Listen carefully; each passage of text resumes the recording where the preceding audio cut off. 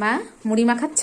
হ্যাঁ, যে মুড়ি ভেজেছিলে সেটা মাখাবে? হ্যাঁ হ্যাঁ, ভাজলাম না ওইটা ও মাখাবো।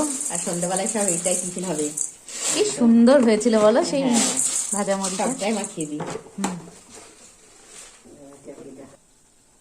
এই যে লঙ্কা কুচি, পেঁয়াজ কুচি, গাজর কুচি, ধনে পাতা কুচি, মটরশুঁটি, এই যে চানাচুর। আজকে জমে যাবে সন্ধ্যাবেলায়। গরম তারপরে গরম চা আর মুড়ি। বাহ, তারপরে এই দেখো আমের আম আম তেল, তেল। ও সেটা তো তুমি বাড়িতেই বানিয়েছো।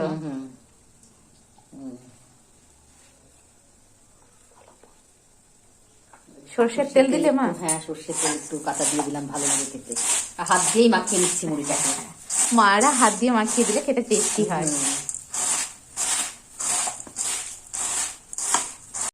এই যে আমার মুড়ি মাখা রেডি।